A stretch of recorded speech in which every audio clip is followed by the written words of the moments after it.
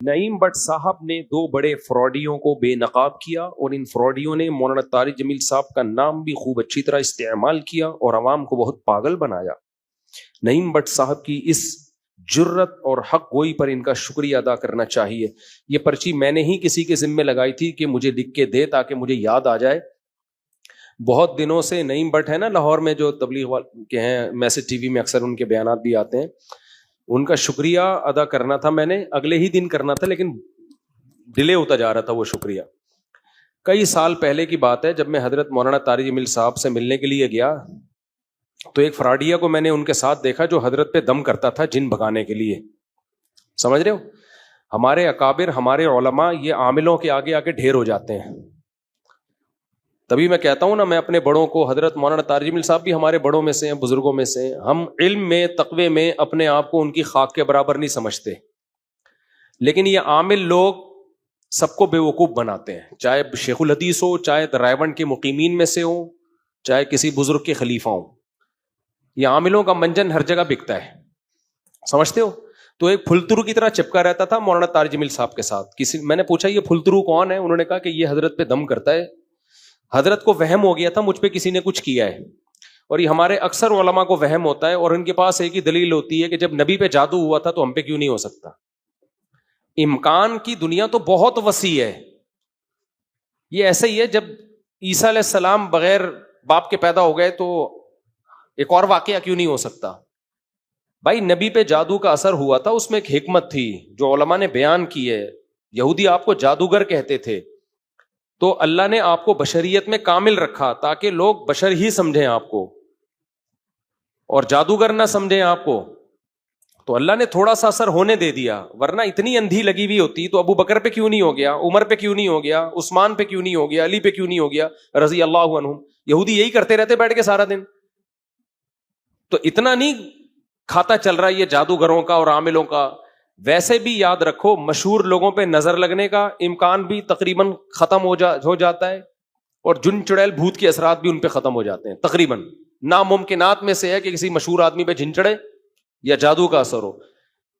بادشاہوں پہ نہیں ہوتا. فرعون کے خلاف ہزاروں جادوگر, موسیٰ علیہ السلام کے خلاف ہزاروں جادوگر تھے.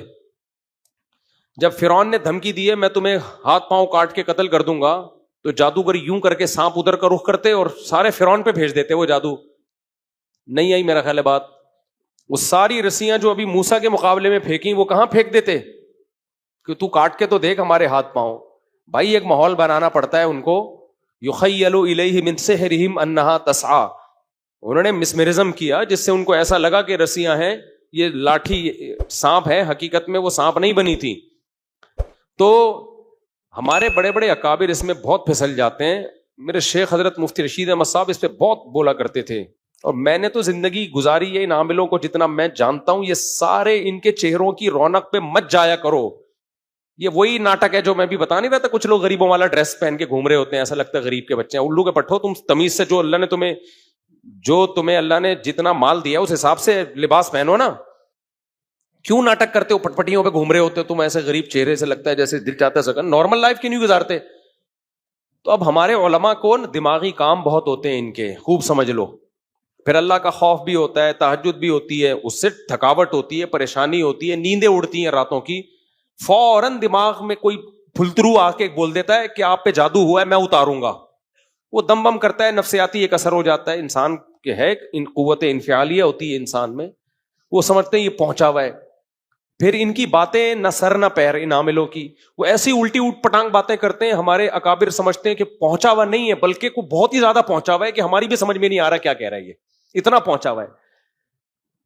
تو میں حضرت کی خدمت میں گیا تھا چند سال پہلے, شاید میری پہلی ملاقات تھی. تو میں نے ایک پھلترو دیکھا.